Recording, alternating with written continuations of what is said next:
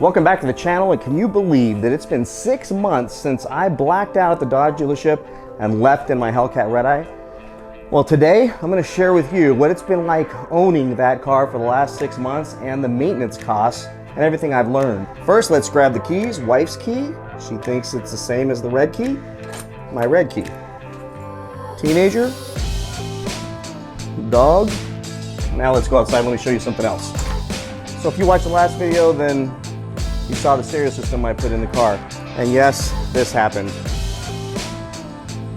We'll talk about that in a second. How come when we chillin', everything will be the same? Feel the same, I just gotta know. How come when I pull up, I'm like, here we go again. Go again, that's why I just gotta know. Why we ain't been different, why I feel the same. Every time we kick it, we just can't get with it. Ain't no fixing, here we go again with another lie that's told in vain. Avoid the pain, even though we need to say goodbye. I feel the same, so codependent, this hurtin' been open-ended. We've been hoping we ain't have to say it's over-ended. But the wound is open, let it be, let it be. Love it and set it free, but the end of you and me, I thought this new to me, but I just gotta know.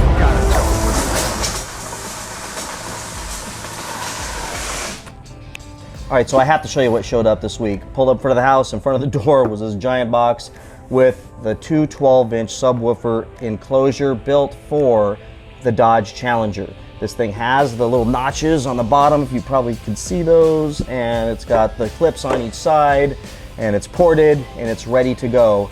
I ordered this before I got frustrated and went and bought the Kenwood amp and bass tube a week ago. So you saw that last video. It was about 320 bucks to get that thing done, installed, and sounding amazing in the Hellcat. But this was already on its way, and it showed up, and I realized that I need to do something with it, and I might as well just go for more bass and regress in my into my childhood and put some gigantic speakers into the back of the Dodge. What the heck? I mean, this is fun. This is for YouTube, and you guys are all coming along for the ride. So then I went yesterday and I bought these. The Hyphonics Alpha 2000 watt amp. This is about 339 bucks. It's supposed to be a great amp. Read a bunch of reviews. This thing's supposed to be amazing and sound great. Then two Rockford Fosgate Punch P2s, 800 watts, 12-inch subwoofers. They're gonna go in here. This is gonna go into the Dodge, and then the insanity continues. So probably another week, maybe 2 weeks, we'll do a whole video on putting this stuff in the car and how this sounds, and how my neighbors are gonna hate me even more, and my wife's going to probably divorce me for all the money that I've been wasting on all this stuff. Anyways, so now let's get on with the video. All right, two quick things. First, I want to recognize Todd Snake and Abyss 101 as new patrons to my Patreon success website. So if you're interested in getting some awesome motivation, personally written by me, personal stories, and the last one I just wrote, which is a public post anybody can see, you don't have to pay to see it, was as personal as a human being can get. So go check it out. The address is here below, and thank you all for supporting. We are growing fast on that site, and I am adding benefits to that site and to the to each level coming very, very soon. Next, I want to thank the 78 people who went and bought shirts and hats and masks at OCMotivator.com. The merch is live, it's out, the quality is incredible. I couldn't be happier with that. So all of you who bought the hats, some of you have bought stickers and put them on your cars.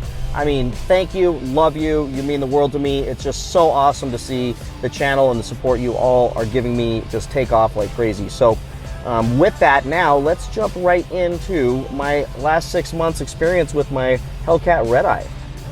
So it's been 6 months, can you believe it? I can't believe it. I mean, 6 months since I was found laying on the floor with a pen in my hand and a fully executed contract for an $85,000 car.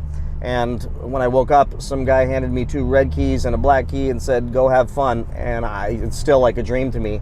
But I have it and I'm loving it. The only thing I just am sad about is COVID-19 kind of screwed up all the things that I wanted to do to the car, and we will get back to that stuff. We'll get to that stuff at some point. Some real mods to the car, some real fun stuff, some real track time where I'm going to learn how to race this thing, all that fun stuff. Don't worry, it's coming. But with California, it is just insane. You don't know whether you're coming or going with this coronavirus thing. But let's get started with what I have been able to do with the car, and hopefully, you're watching this for the 100th video you've watched on my channel. But if you're first timer here coming to the channel, then you're going to hear some of the things I did to the car, which is I did the mid-muffler delete right away. Highly recommend it. And if you're worried about getting pulled over by the police and the exhaust being too loud, I mean, that's cool. That's on you. Don't do it then. You don't have to comment. I've heard all those people saying, but what about the police? They're going to pull me over. They're going to give me a $1,000 ticket. And my life's going to come to an end. And the next thing I'm going to be in jail for like 30 years. Listen, you don't have to do the mid-muffler delete. I've never been pulled over for it. It's not that loud, for goodness sake. If I want it to be loud, I can definitely make it loud. But just driving, it's not that loud. So I highly recommend you do that. It's only $150 to get it done. But I've got to throw this commercial out there because tomorrow morning I will be at MagnaFlow in Oceanside at their operations center, where they're going to install and give us a full tour, but they're going to install the new X-Mod exhaust system for the Dodge Challenger. This is going to be awesome. So that video will come out next weekend, so don't miss that one. But for anyone out there who just wants to do something quick and cheap and make your car amazing, the mid-muffler delete was amazing, and I've loved it. And I did it the first week. I think it was the first week I had this car. I've not been pulled over because I'm not doing stupid stuff. I'm not revving my motor in front of police officers. I'm not driving by the police station with my foot all the way in it. And in one city that I travel to a lot, in Carlsbad, there's a big, huge lighted sign that says loud exhaust will get tickets or something like that, or will impound your car. I mean, it's a big, scary, threatening billboard. So I don't drive down that street. I mean, it's just common sense. I'm not going to drive down that street and wait for that to happen. The neighbors have been screaming, I guess. The people that are overlooking, the rich people overlooking the ocean, are going to throw a fit about it. So I just don't do that. So mid-muffler delete, awesome thing. Then I tinted all the lights. Another thing that some of you have said are highly illegal. Look, I tinted the lights. It looks great. No issues there. I think it looks awesome just to black those things out. I've taken all the chrome off. I've removed the Dodge chrome from the center of the rear of the car and did the Lux Auto Concepts stickers across the back, decals. It looks great. I've tinted the windows, limo tint. Still haven't been pulled over for that, but depends on where you live. Maybe you'll end up on the side of the road, but I haven't been, and I think it looks amazing. I did the ceramic coating for about $600, and that was well worth it. Didn't need a lot of paint corrections, so that's how cheap it was here in Orange County. And added the subwoofer in, and so that's pretty much it, and that tallied a little bit over $3,000. Other than that, up until recently, I haven't had to do anything maintenance-wise to the car until recently, so I'll share that with you in a second. All right, so the camera overheated because it's like 102 degrees right now, and I put it on my dash, and it just keeps shutting off. And if you were in the car, every time it shuts off, to hear how loud I yell the F word, it's the people next to me have all heard that. So let's try this again, even though to you it's the first time. So the wide body. So in 6 months of owning this car, something I feel like I should share with everybody is how the wide body impacts your driving experience, because I didn't think it would matter really at all. I mean, a little bit wider car. I mean, I've owned a Hummer, a military Hummer. I've owned 2 of those things, and that's wide. But this thing, it definitely feels bigger when you're driving it. But the biggest thing you just got to remember is you've got 3.5 inches extra on each side just for the fender wells. And then you've got 1.5 inches wider on the tires. So I think 11-inch wide tires. So you've got to pay attention when you're going through a drive-through or when you're parking this thing, because you will nail your rims. It will happen. I've done it barely once, and thank goodness there was no damage, but you can imagine the stress that I felt when that happened and how you would feel if that happened to your rims too. So you've got to pay attention, because it is different. If you switch from the regular body to a wide body, it doesn't seem like it's that much, but man, it's a lot. And parking is definitely an issue, because remember, 3.5, you got 7 extra inches on this sucker that you're trying to fit into a parking space. And all the cars nowadays are enormous, at least the SUVs are. So a lot of times I'm just not parking there, and I don't want to get door dings. I don't want to have to get arrested for what I'll do to the person that dings my door. So I end up parking out in the middle of nowhere, which you do that anyways because you love your car. But if you don't find a parking space without cars around it, you are going to be threading the needle to put this fat monstrosity into these parking spaces. So just keep that in mind when it comes to the getting one of these wide bodies. Next, everybody wants to talk about gas mileage. So in the last 6 months, I've got a good feel for what this gas mileage is, and I'm going to put this thing on here. So you can see that I'm averaging, it says about, I don't know if you can see that, about 12 miles to the gallon. Now that is probably a normal average. Some would argue this, and here's why. There's a lot of differing opinions about gas mileage on a Hellcat, and especially on a Hellcat Redeye, because you can literally throw this thing into eco mode and get on the highway and stretch it up to 20 miles the gallon. It's amazing. This big old monster just floats down the freeway, and it gets some momentum behind its own weight, and you're just cruising. So that's awesome. The thing is if you just tap the gas pedal anywhere, whether it's on the highway or on the streets, your gas mileage is going to go wham the other direction, and you can get as low as 6, 7, 8 miles the gallon. I mean, it gets way down there really, really quickly. So you got to know that when you buy this, people ask me, what's your gas mileage? It's like, it depends on you. I mean, if you're like me, that every stoplight you're trying to get pole position because you want to beat the Honda Civic next to you, or the Nissan Altima, or the guy in the Corvette next to you, then you're going to be stomping on it a lot. And I do. And every light I get to, I mean, I'm like, I want to hear this sucker go. I want to hear the supercharger whine. I want to hear the exhaust growl. I mean, it just is what it is. So I get crappy gas mileage. If you buy this thing and then try to get great gas mileage, you just shouldn't buy one of these things. You should just go buy a different car, because you don't buy this car if you're worried about gas mileage. You will be at the gas station if you drive it as a daily driver, like very likely every single day. When I was driving this every single day, and I've got 6,640 miles on it, and most of those were put on in January, February, and March before the world lockdown, I was at the gas station every single day. But my foot was in it because that's what this car was built for. I can't help it. I like taking off and hearing this thing make the sounds. So just know you're not going to get good gas mileage. You're not even going to want to try. I mean, I think I've used eco mode one or two times, and it's really good, but it's just, it feels so sacrilegious to drive this thing in eco mode. So that's gas mileage. Hope that helps. All right, so here's where I admit how stupid I am, and you guys have a field day in the comments.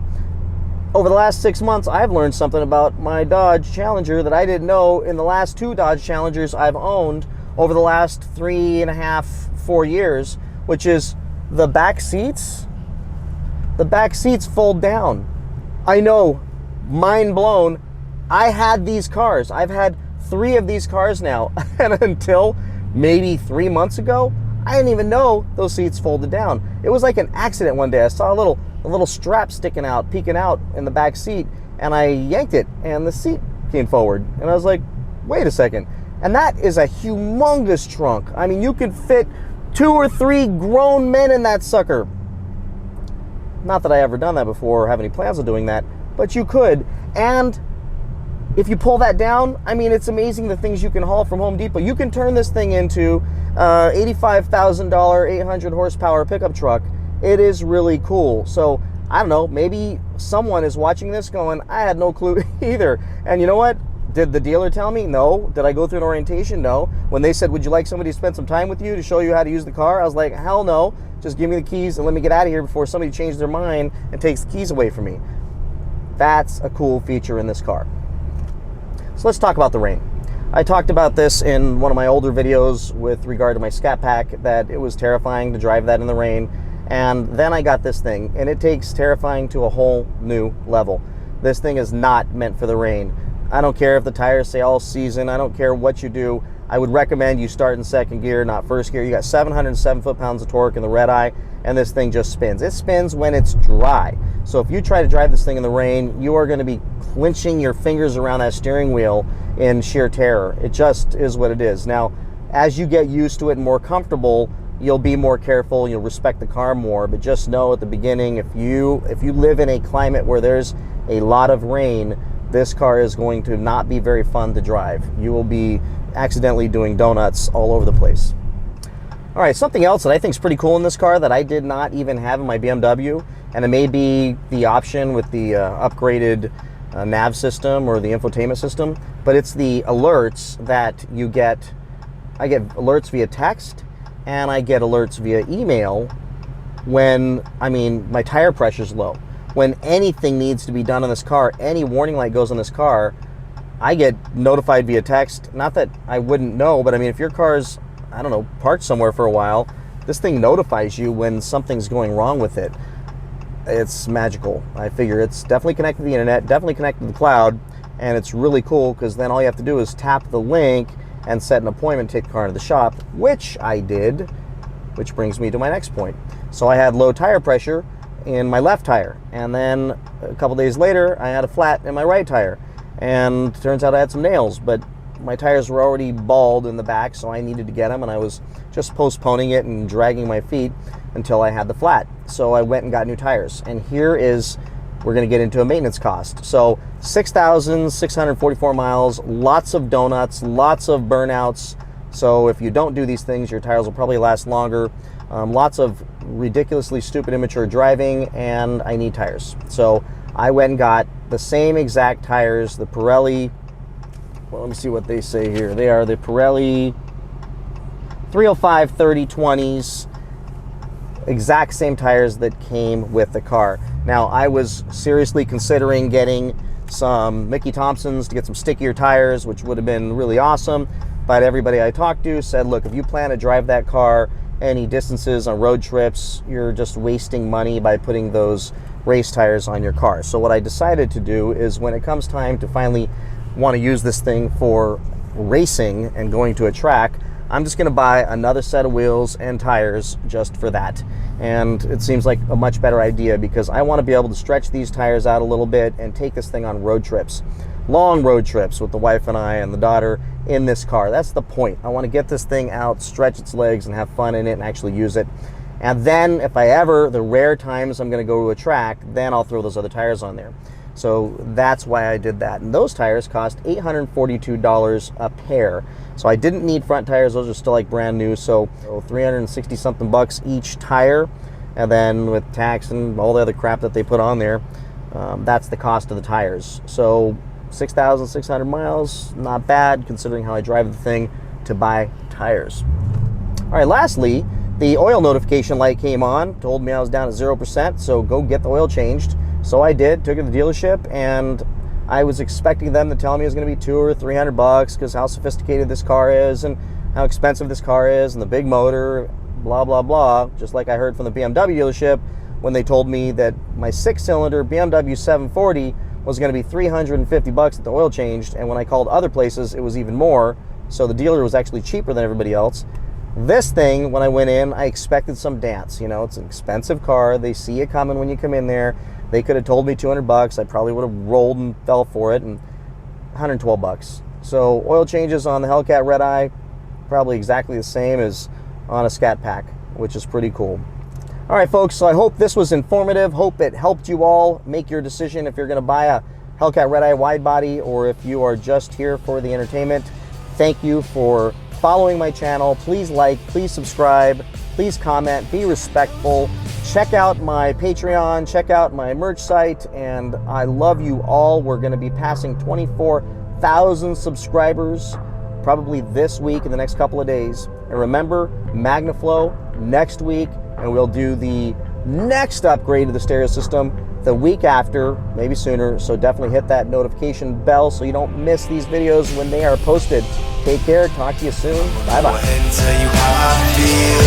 I just gotta know, can we keep it real? Lately I'm losing myself. Can you tell me what the deal? I'ma go ahead and tell you how I feel. I just gotta know, can we keep it real? Lately I'm losing myself.